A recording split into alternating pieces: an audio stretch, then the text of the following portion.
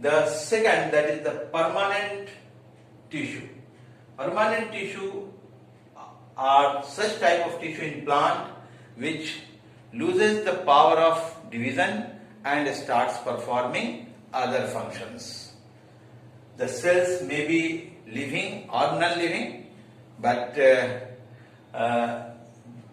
cells of the permanent tissue are not in the state, or they don't participate in active cell division. We divide permanent tissue into two categories, that is the simple permanent tissue and the complex permanent tissue. Simple permanent tissue are those type of tissue in plant, the cells of which are structurally similar. They are the shape of the cell in simple permanent tissue are similar. They are similar in shape, whereas the complex permanent tissue is made up of a structurally different type of cells.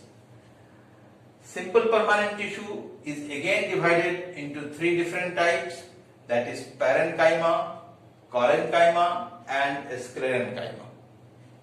Parenchyma is made up of thin-walled cells. There is intercellular space in between the cell. The cell has cytoplasm, nucleus, and there is large vacuole. This parenchyma perform different functions, such as if it is present in fruit or in some other part where food is stored, then this parenchyma performs the function of storage of food. And if it is this parenchyma is found in leaf, then it is known as the chlorenchyma. It may develop chloroplast in itself and participates in the phenomenon of photosynthesis. And this collenchyma is made up of comparatively thick-walled cells. The intercellular space, there is no intercellular space. At the corners there is deposition of the cellulose and pectin, and this is also made up of living cells, but it has flexibility and provides mechanical strength to the plant. The sclerenchyma is made up of thick-walled lignified cells. The cells are dead. They are not living. They don't have cytoplasm and the nucleus, and the function of this cell of sclerenchyma is to give mechanical strength to the plant. So far this complex tissue is concerned, as I have already told you, that this complex tissue is made up of structurally different kind of cells, and it is of two different types, that is xylem and phloem. Xylem is made up of four different kind of cells.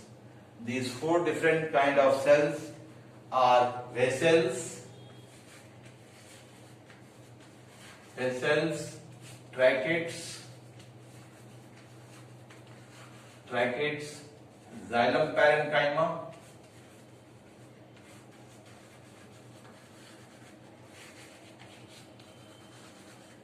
and xylem fiber.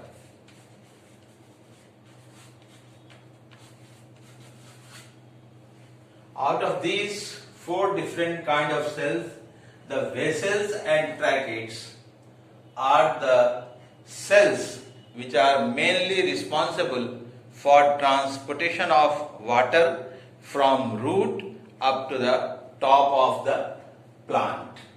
So far this xylem parenchyma is concerned. This xylem parenchyma is the only living cell found in xylem. It is similar to this parenchyma. It is the living cell which stores food. The xylem fiber is similar to the cells of a sclerenchyma. It provides mechanical strength. But collectively, all these cells participate in the phenomenon of ascent of sap, that is transportation of water from root up to the top of the plant. So far the phloem is concerned, it is also a complex tissue made up of 4 different type of cells.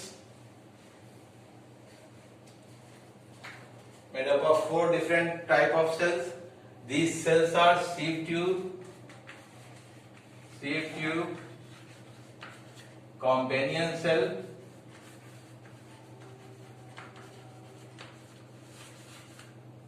phloem parenchyma,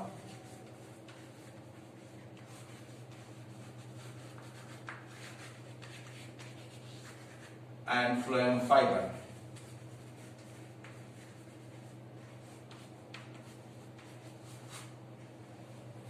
Sieve tube helps in the translocation of food, that is transportation of food from leaves up to the different parts of the plant. There is one basic difference between translocation and ascent of sap. Ascent of sap, that is transportation of water and minerals which is from the xylem, which is from the vessel and tracheids, that takes place only in upward direction,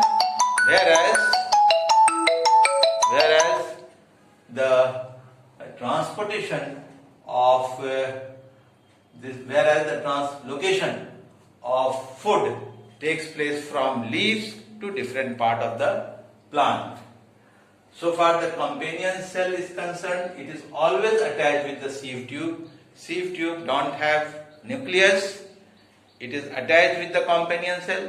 The nucleus of the companion cell controls the activity of the sieve tube. Sieve tube has only cytoplasm itself. The phloem parenchyma is similar to the parenchyma which we have discussed in simple tissue, and phloem fiber is the only dead cell found in the phloem, and this phloem fiber provides mechanical strength. The collective function of all these cells is transportation of food from leaves to different part of the plant. Dear student, this is just an introductory part of the plant tissue. In next video, we will discuss the detailed structural details and the diagrammatic details of the meristematic tissue, the different types of the meristematic tissue, permanent tissue, the structure of the parenchyma, collenchyma, sclerenchyma, and similarly the structure of different cells of the xylem and phloem. This was the just introduction of this chapter tissue, and in this introduction I have discussed only about the plant tissue. The details discussion will be in the next video. I hope that you will prepare yourself for the periodic assessment first, which is going to start from tomorrow. But remember it that the part of the syllabus which we have covered up to the end of the May, only that part of the syllabus is included in the question. We have not included those part of the syllabus which we have started from the June. We have the cutoff date of the syllabus is 30th May, and you have to prepare yourself for the periodic assessment first from only that part of the syllabus which we have covered up to the 30th of May. Thank you.